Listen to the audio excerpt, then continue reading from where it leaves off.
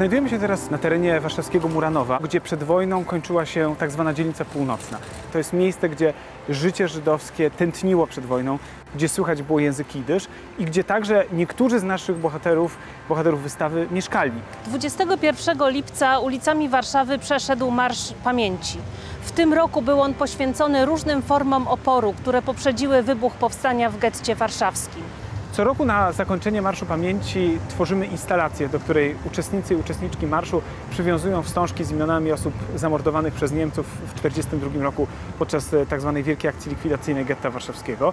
Od kilku lat te instalacje mają także charakter wystaw plenerowych, do których zapraszamy architektów, architektki tworzących instalacjo-wystawy. W tym roku jest to grupa projektowa Centrala. Małgorzata Kuciewicz i Simone de Jacobis z grupy Centrala zaprojektowali roślinny kobierzec, który stworzony jest w oparciu o gatunki, które Roman Kobędza, botanik, jeden z inicjatorów utworzenia Kampinoskiego Parku Narodowego, znalazł tutaj na gruzach getta.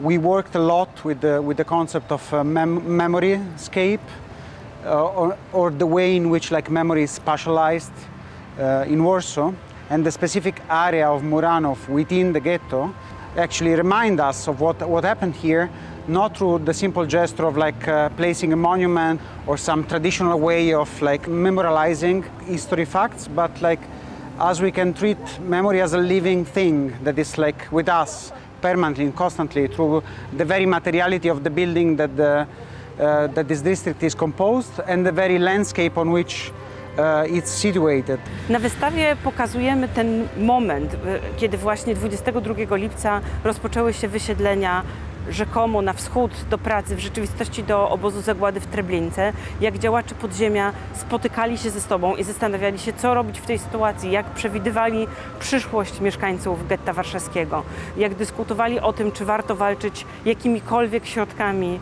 które były dostępne, mimo że broni w getcie w zasadzie w tym momencie nie było, czy raczej chronić życie tych, którzy mają szansę na przetrwanie, a oczywiście działacze konspiracji nie mieli pojęcia, jakie są plany Niemców, jak wielu mieszkańców getta planują oni wywieźć w trakcie wielkiej akcji. Ostatecznie szacujemy liczbę wywiezionych z Warszawy Żydów w ciągu tych 2 letnich miesięcy na blisko 300 000 ludzi.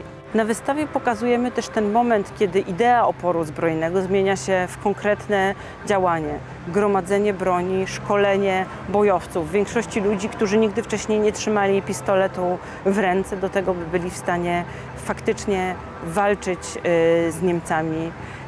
Opowiadamy o pierwszym akcie oporu zbrojnego poprzedzającym powstanie ze stycznia 1943 roku, kiedy Niemcy wznowili wysiedlenia z getta warszawskiego. Bojowcy wmieszali się w grupę mieszkańców getta prowadzonych na Umschlagplatz, czyli to miejsce, z którego warszawscy Żydzi byli wywożeni do obozów w Treblince i innych obozów na Lubelszczyźnie i stawili opór z bronią w ręku, taką jaką mieli w tamtym momencie zgromadzoną.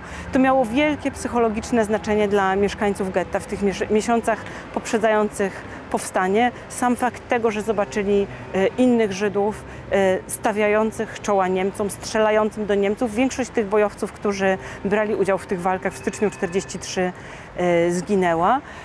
No ale ta legenda i społeczne znaczenie było bardzo, bardzo istotne. No i też przyczyniło się do tego, jak duże poparcie wśród mieszkańców getta, tych niewalczących, miało powstanie, które wybuchło w kwietniu 1943 roku. Środek wystawy stanowi roślinny kobierzec, który wypełniony jest roślinami ruderalnymi.